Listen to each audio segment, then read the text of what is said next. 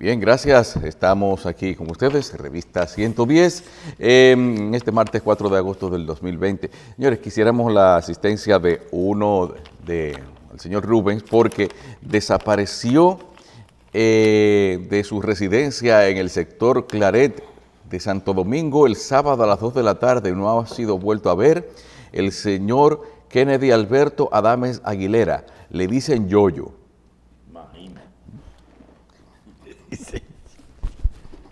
El Yoyo desapareció del sector Claret a las 2 de la tarde del sábado y no ha sido vuelto a ver. Cualquier información con respecto a su paradero, llame al 809-540-3579, 829-406-0265, 809-815-4880. Miren los números ahí en pantalla. Ahí está. 809-540-3579, 829-406-0265 o 809-815-4880. Doctor. Bien, buenos días, ingeniero José Israel Cuello. Vamos a ver, José, reformas constitucionales, ¿deben ir o no deben ir ahora? Porque es muy temprano para hablar de reelección.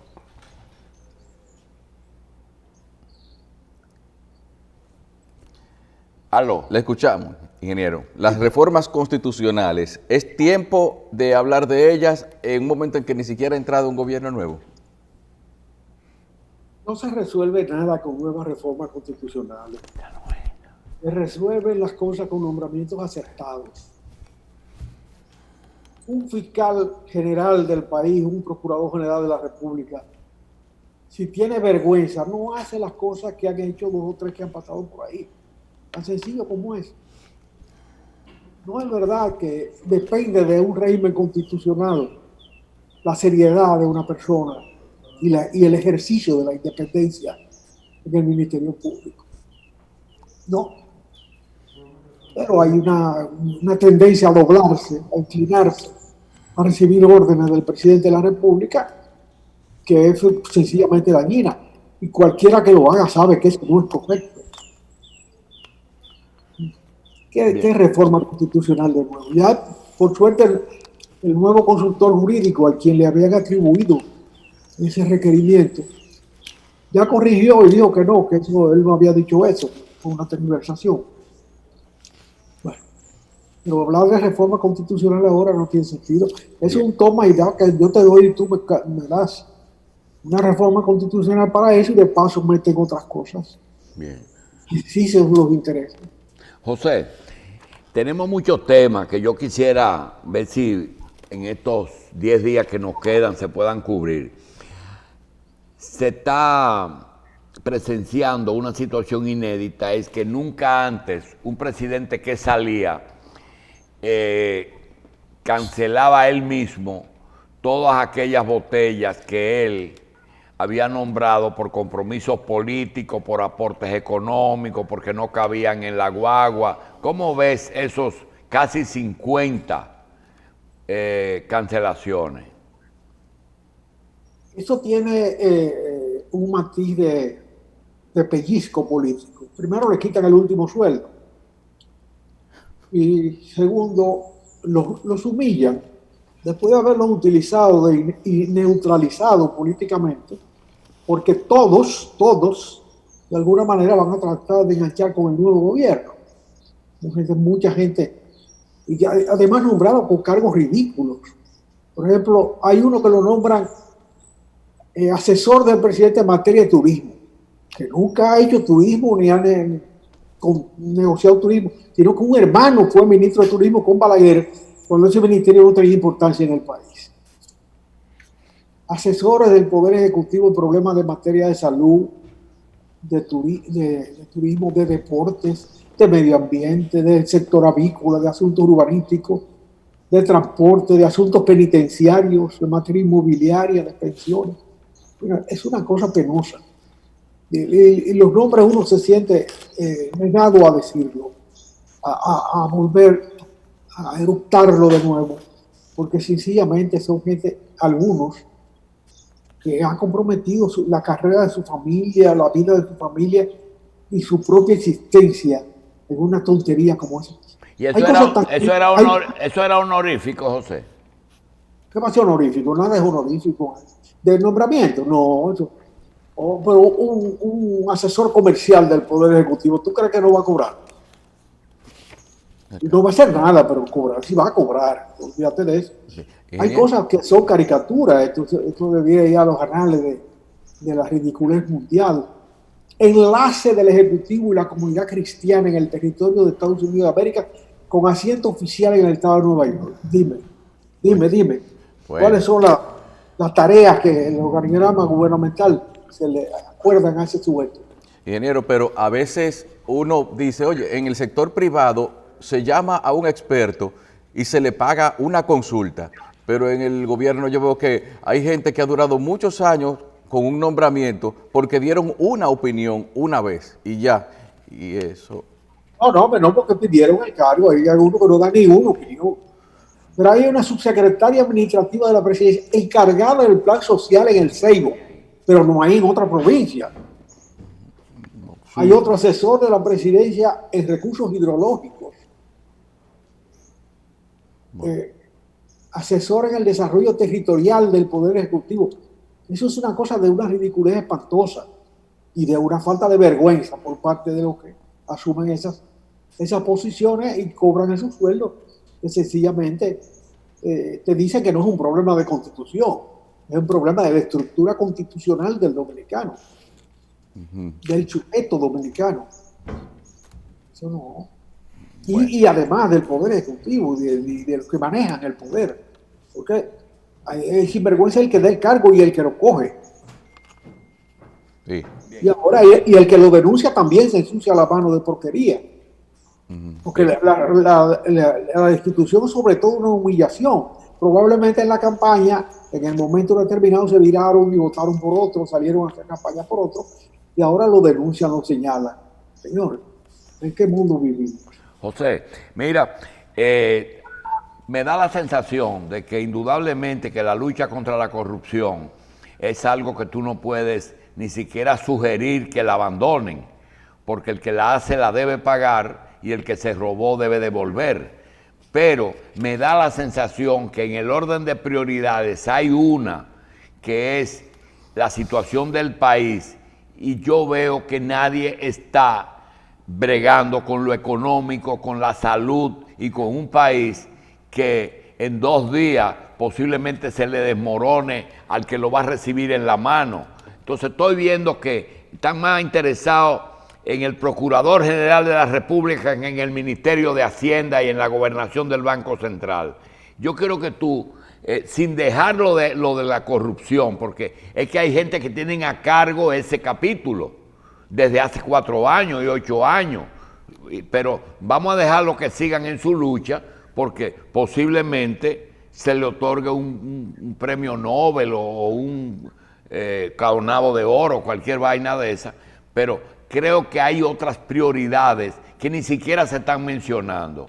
¿Cuáles son los asuntos de un país que nosotros todavía estamos respirando? Pero el 16 de agosto, el FASE, yo no sé si va a haber FASE o no va a haber FASE.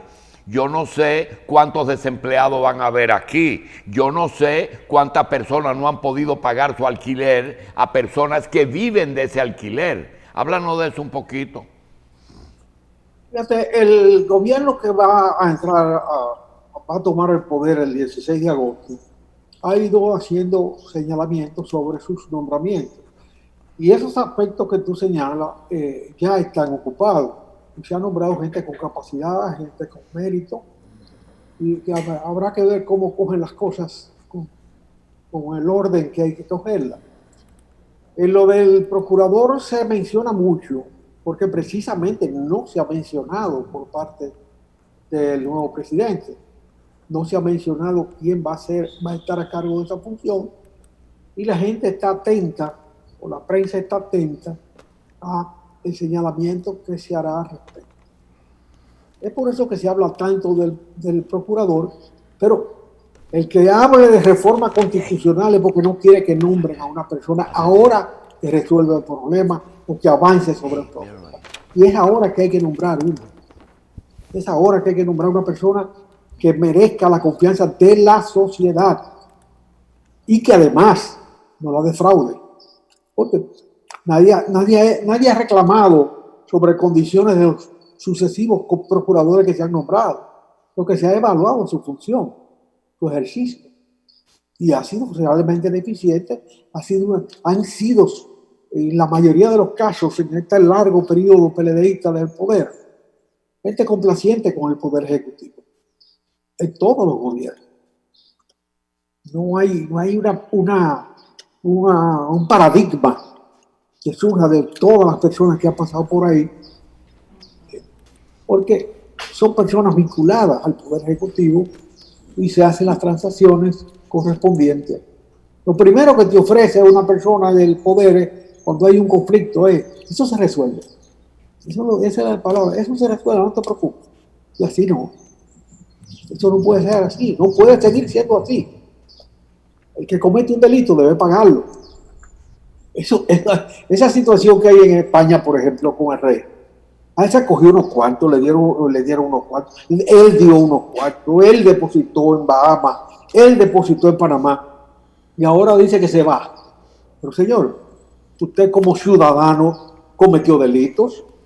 Usted no es el rey que cometió delitos. José, lo primero que te señalé fue, nosotros no podemos apañar corrupción, nosotros no podemos apañar que se lleven el presupuesto. No es solamente el castigo, sino la devolución. Pero aparte de eso, porque ya tenemos 2 años hablando de eso y el 16...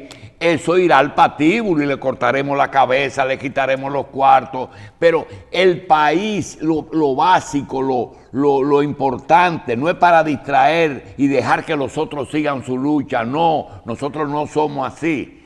Yo te quiero preguntar, ¿cuál es el espinazo de lo que ese hombre tiene que agarrar el 16? Porque todo el mundo es el procurador, el procurador, el procurador.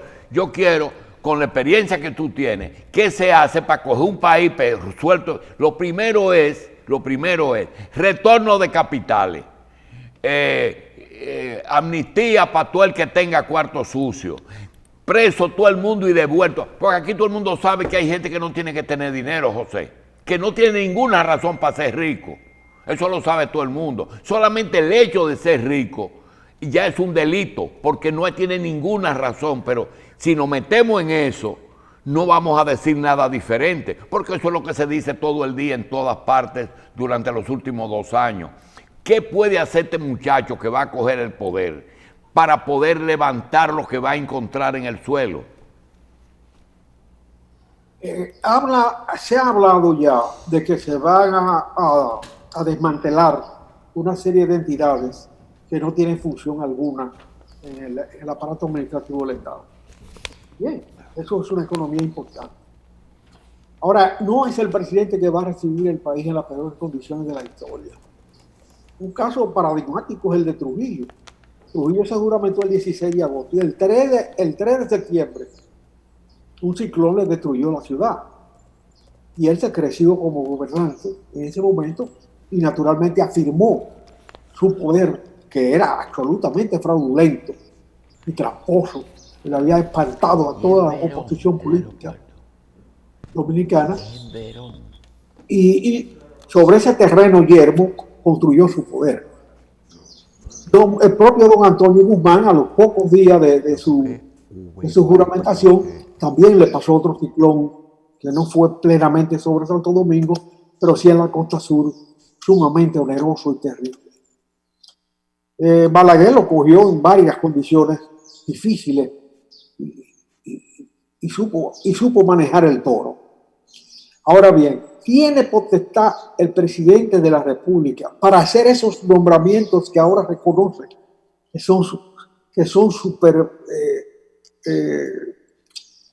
innecesarios, absolutamente. Él señala que son botellas, él lo señala con las cancelaciones. Entonces él tiene derecho a hacer eso. Es lo mismo que se puede preguntar del rey de España. Tenía derecho a recibir un dinero del Estado Saudita y no declararlo. ¿Ese dinero era para él o era para el Estado? Para el Estado.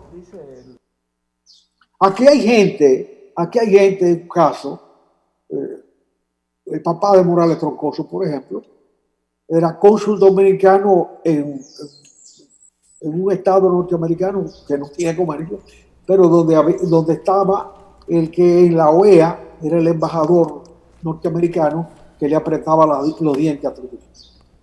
Cuando Trujillo murió, dijo, yo tengo aquí en caja que Trujillo me entregó tantos miles de dólares que era para fines de sobornar a este señor. Y lo entregó a Balaguer.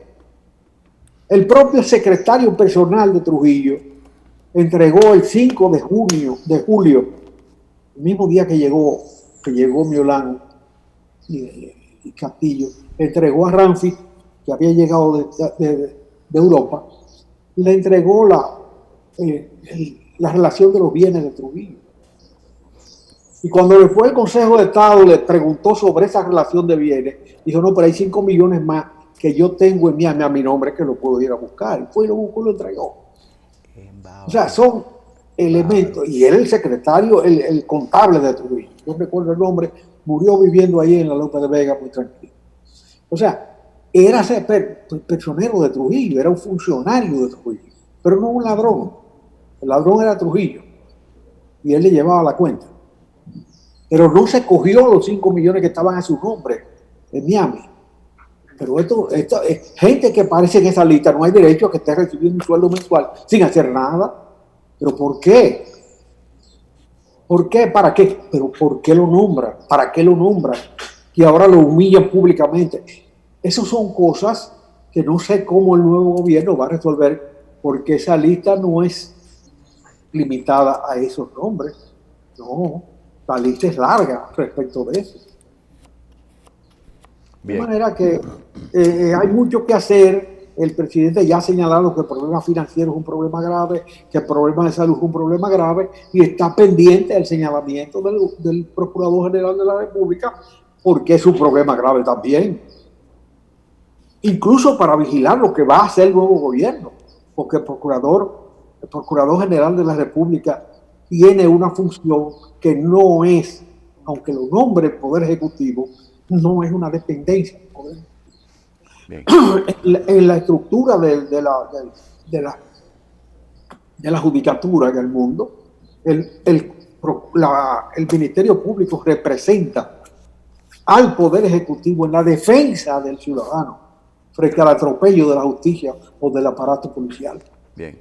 José, mira, el decir cualquier o inducir o dejar ver que se tiene interés en reconocer alguna acción de un gobierno que sale, eso está fuera del librito. Lo que procede es echarle la culpa a todo al gobierno anterior. Eso está bien. Sin embargo, el domingo pudimos ver la primera visita sorpresa de Luis Abinader, con una diferencia de que habló de que iba a ser 30,000 viviendas. Y uno se pregunta, ¿cómo se puede hacer un plan de emergencia fuera de presupuesto, aunque se modifique el presupuesto, para hablar de 30,000 viviendas? No importa, en Atomayor. ¿Cómo tú ves esa primera visita sorpresa de Luis Abinader? El otro día vi una nota en el periódico donde la empresa de Tato Bisonó, el mayor constructor de viviendas que ha tenido este país en toda la historia,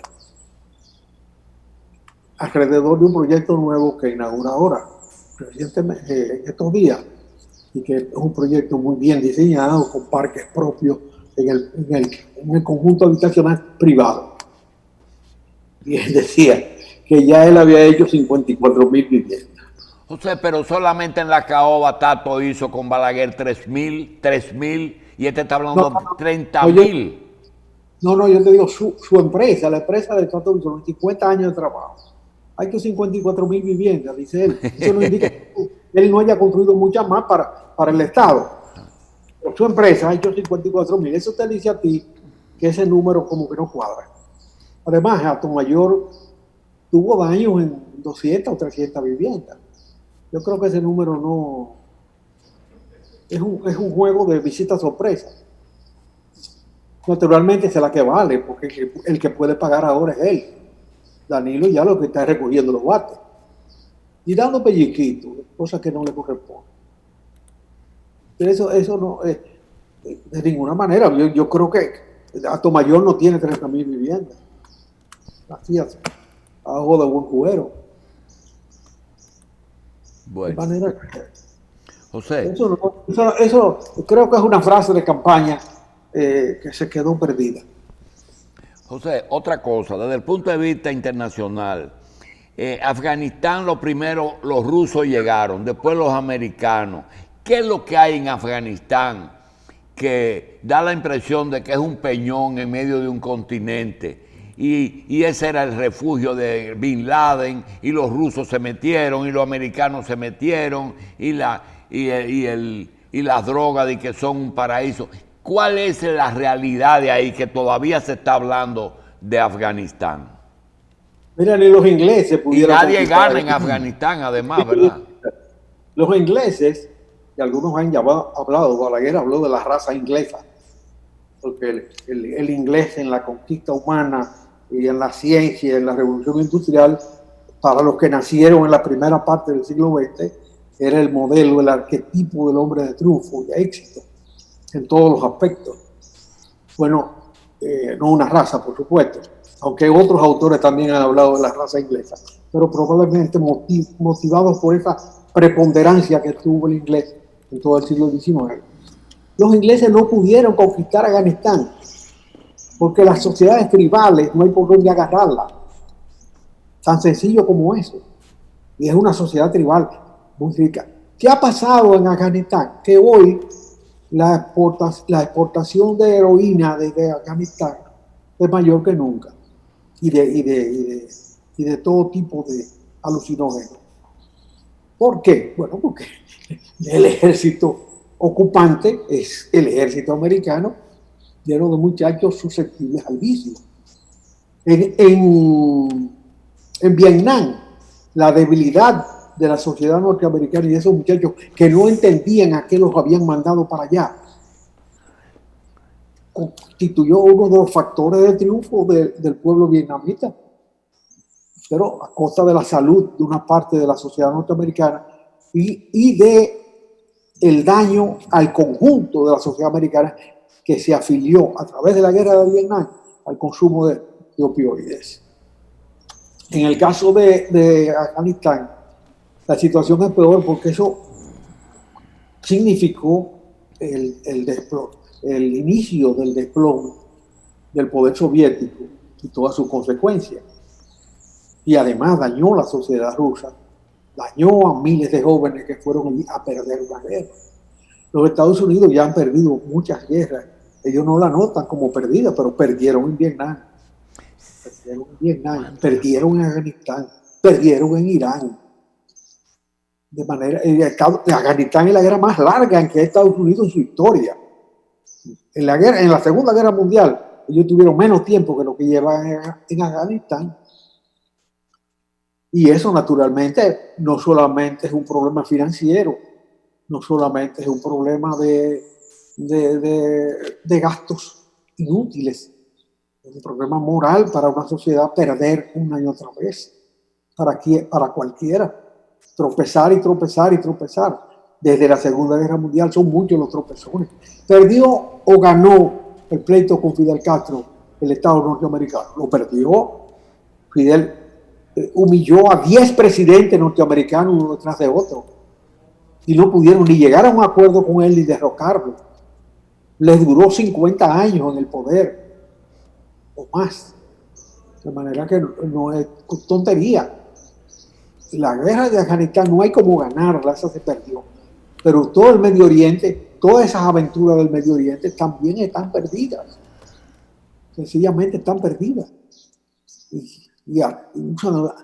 Se apoyan en los rusos en algún momento para ver si ganan, se apoyan en otros, pero eso no es una política certera. Bien. Cuando se toman decisiones de ese tipo, hay que pensar que se puede tener resultados en corto plazo. Pero una guerra para enchivarse que no tiene destino es una guerra que en sí misma ya te derrotó. Bien. José, cuando los españoles arrancaron a buscar las Indias y encontraron América porque la bolita del mundo les resultó más pequeña y además no era plano, sino era esférico el mundo. Se desarrolló la época de la colonia y de las conquistas. Cada nación era dueña del territorio que había conquistado. La historia no la vamos a hacer ahora, pero la pregunta viene: ¿era tan difícil en aquella época salir con rumbo desconocido hacia tierras extrañas que no se sabían dónde estaban, como hoy nos resulta? Yo creo que hoy es más conocido el salir al espacio que cuando el almirante de la mar oceánica salió rumbo a América creyendo que iba para la India. Va a haber el mismo proceso de conquistas o va a ser un proceso de empresas privatizadoras que dicen: el que llega primero a la luna es mía; el que llega primero a Marte, Marte es mío. ¿Cómo tú visualizas eso en el futuro? Igual que la colonización del mundo. En la colonización hubo mucho de eso que tú dices, el primero que llega se coge eso. Pero hubo también el Tratado de Tordesillas, por el cual el Papa Borgia, que era español, zanjó el conflicto de definición de dominio entre España y Portugal. Por eso tuve que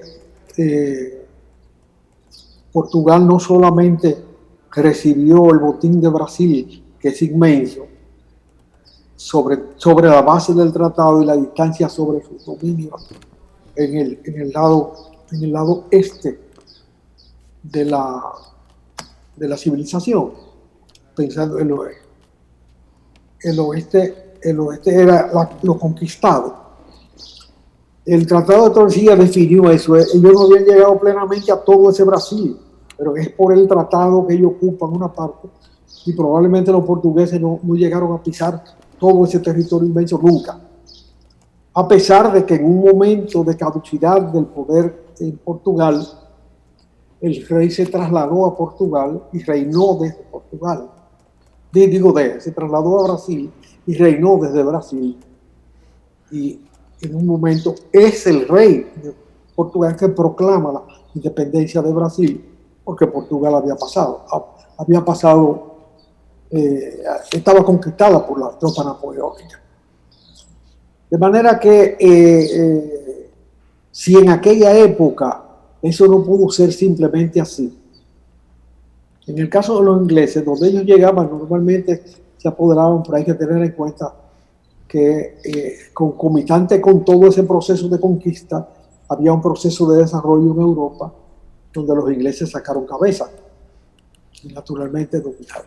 En el caso de Estados Unidos, por ejemplo, las 7 colonias que proclaman la independencia norteamericana y el Estado norteamericano son 7 estados que están en la costa este norteamericana, frente al Atlántico. Todo el resto de Estados Unidos inmenso fue una parte conquistada a México. En la guerra con México le quitan un pedazo. Hay otro pedazo que se lo vende Francia, se lo vende Napoleón, el segundo Napoleón, cuando fracasa en la instauración de un régimen colonial monárquico en México y manda un rey pariente suyo austríaco a reinar a México. Todo eso fracasa y luego Estados Unidos le quita todo un pedazo enorme de Texas, probablemente equivalente a más de la mitad de México. Le compra a los franceses la parte de New Orleans y de toda esa zona que es francesa.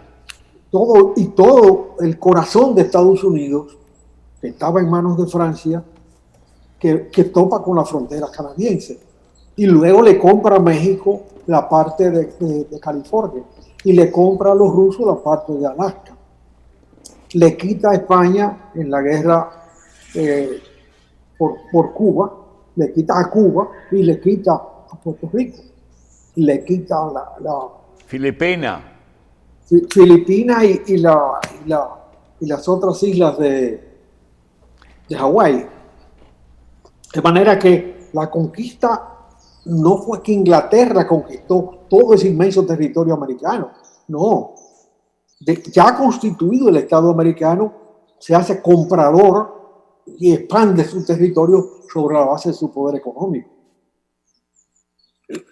Alaska se la compró $7 millones a los rusos.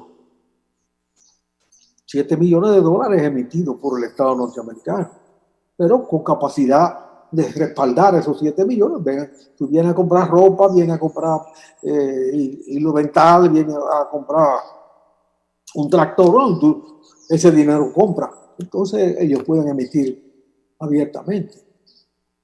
Bien. Desde que comenzaron a emitir. Bien. José, te tengo algo. Yo no sé si tú recuerdas, cuando yo hablaba con don Masú Perelló, aprendí en una conversación que tuvimos en presencia de mi padre, de la palabra café a la flor, comprar café a la flor. Es un sistema que tienen algunos productores de comprarle el café al agricultor, dándole dinero, pero como garantía el café que se va a cosechar. Y dice a la flor porque es antes de que aparezca el fruto. Y esa es una costumbre que yo viví en el Cercado, se vivió en San José de Ocoa y se vivió en Baní. La pregunta es, ¿tú crees que están usando la misma modalidad con las vacunas? ¿Están vendiendo vacunas a la flor para el futuro? No, pero Trump no le entregó miles de millones de dólares a una firma norteamericana a cambio de una vacuna que no se ha patentizado todavía. No. Es para que investigue. Para él, José, es para que investigue. Es producción eventual. De manera que es una compra a la flor. Es exactamente el mismo proceso de comprar café, cacao, tabaco a la flor. Antes, le dicen a la flor porque la comprobación de que hay un área sembrada es cuando ya esa área ha florecido, pero la semilla no se ha hecho todavía, el producto no existe. Y esto que está pasando ahora con las vacunas es una guerra política y estatal de quién sale primero, pero además es una compra abierta por parte de Estados Unidos, sobre todo a la flor. Y la única vacuna que realmente se está probando de tercera etapa es la de Oxford, que no se pierdan con eso. Las otras han acelerado su exposición porque saben que la de Oxford puede cogerse el mercado completo. Y bien. Estados Unidos, como pagó a la flor a una empresa norteamericana por nacionalismo estrecho del señor Trump, bueno, va a tener que esperar cuando esa vacuna esté, porque esa vacuna no puede comenzar a repartirse, aunque esté paga ya, antes de que se hagan las pruebas correspondientes. Se haga el protocolo, palabra que está muy de moda en esta época, se haga el protocolo correspondiente en la determinación de sus funciones y de sus resultados. Que no se equivoquen los estados pequeños emitiendo cheques, haciendo pagos sobre vacunas que no se han probado adecuadamente y que no han tenido los procesos de registro y de prueba de su eficiencia. Bien. José, no estoy seguro si fue en el último año de Felipe González o en los años de gobierno de Aznar, en que se pusieron de acuerdo con Joaquín Balaguer para que le guardaran aquí unos ETAs que estaban en apartamentos privados, pero con limitación de movimientos. Yo quiero preguntarte, si cuando ocurren esos acuerdos de guárdame ese hombre por allá o quédate con esa persona por allá, tiene necesariamente que haber un acuerdo de Estado.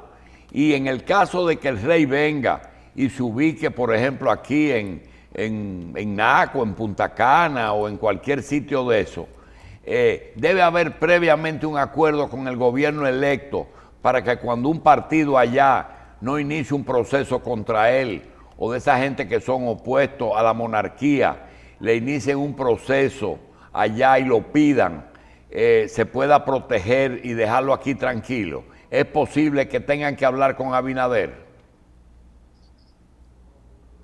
Mira, no conozco los tratados que España y la República Dominicana tienen para extradición, pero un tratado de extradición que implique al rey, un personaje que la Constitución española exime de sometimiento frente al Poder Judicial,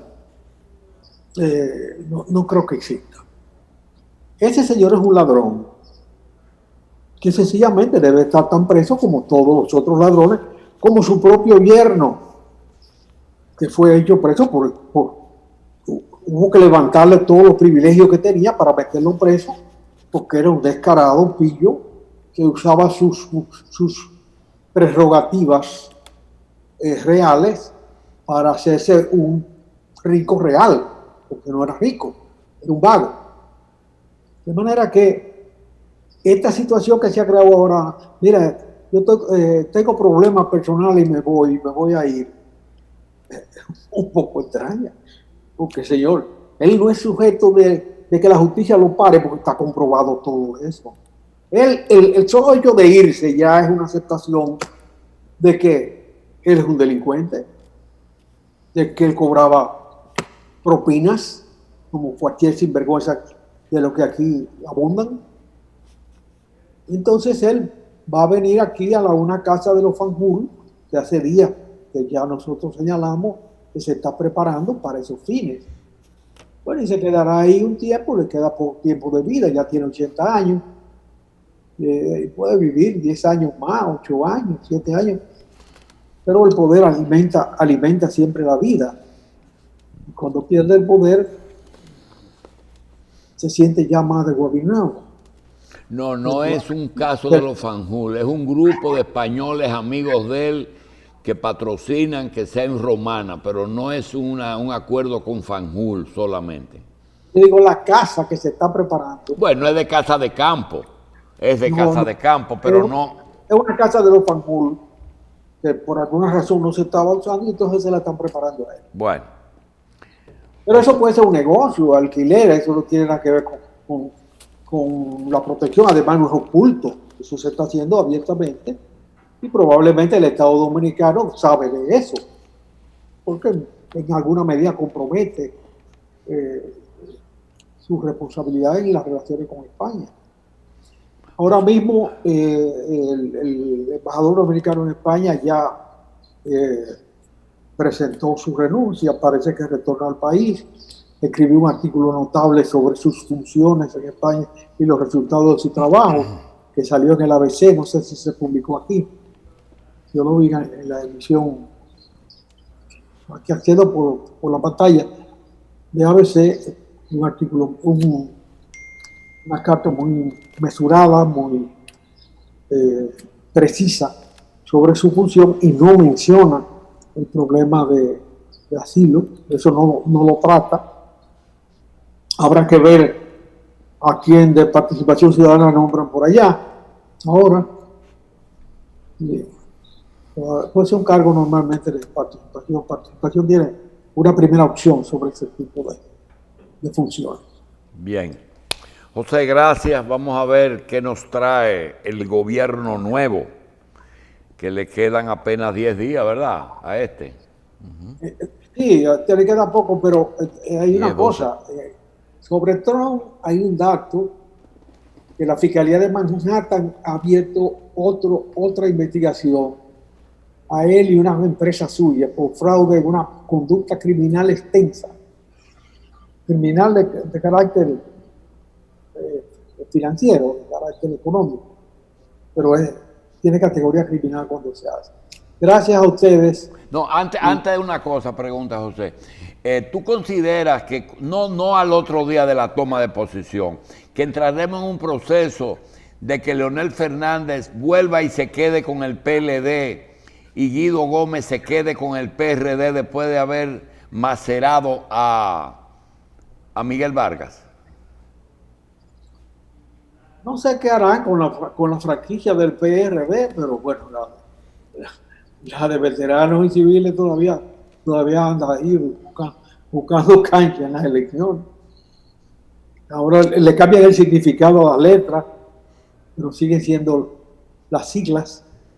Bueno, del PRD solo valen las siglas en este momento. Sí, o sea, porque yo veo... Su alma cruzó al otro lado, reencarnó en otra organización. Sí, porque yo veo un 53% grande que ganó el PRM, pero no creo que el PRM sea de ese tamaño. Creo que el PRM no tiene el 53% de la población. Bueno, siempre se sabe que el voto duro del PRD ni Peña Gómez pudo llevarlo a ganar. Tuvo un límite con Peña Gómez, porque Balaguer y la campaña que se hizo de carácter racial y nacionalista equivocada, redujo al mínimo posible el voto duro del PRD y llegó a 48 y pico %. Ese es el máximo que ahí no había un solo voto que no fuera PRDista. El máximo que ha logrado, con el máximo líder que ha tenido. Habrá que ver, ahora no ha pasado de ser un 36, un 37% el voto duro del PRD, pero en esta ocasión el lustre es bastante grande. Es como un pudín que tiene el pudín propiamente dicho y luego lustre. Y Leonel, y Danilo Los votantes del PRD no llegaron al 37%. Y Danilo sin el gobierno, sin el partido, ¿tú crees que puede mantener la jefatura de lo que queda del PLD? Mira, Danilo se comprometió mucho con la candidatura de Gonzalo y en gran medida él perdió las elecciones. Él presentó un candidato creyendo que a ese candidato podía otorgarle sus simpatías que las tiene. Danilo será como Leonel, un expresidente respetado, querido. La sociedad lo verá siempre como alguien que hizo un gobierno con muchas virtudes, con muchas cosas importantes, buenas. Y nada, que perdió ya unas elecciones y se va. Ahora, ¿va a mantener el poder en el PLD? Eso es un problema interno de ellos que ya debe estarse cocinando dentro. Pero la renovación que tuvo el PRD para pasar a ser PRM, manteniendo el voto duro PRDista, es un trámite de 20 años. Fueron 20 años desde Hipólito para acá, para un liderazgo nuevo y unas ideas nuevas, opciones nuevas de poder, una definición programática distinta, aunque no esté escrita, pero está hablada, que permite al voto duro agregarle el lustre. Habrá que ver cómo el PLD sale de toda una pila de vejestorios que están en el comité político, algunos que ni siquiera asistían a las reuniones, de tan ancianos que son, y cómo se va a producir esa renovación en la dirección de ese partido, que en el caso del PRD fue muy traumática. En el caso del Partido Dominicano, se produjo de la noche a la mañana, porque ya Trujillo mismo la había inducido cuando presentó a Balaguer como candidato vicepresidencial en el 57. Trujillo mismo señaló el camino y ese camino se siguió. Esos son tres partidos que de alguna manera definieron, en el caso del PLD está definiendo, un cambio de su fisionomía frente a una pérdida electoral y a una renovación necesaria. Gracias. Bien, gracias José.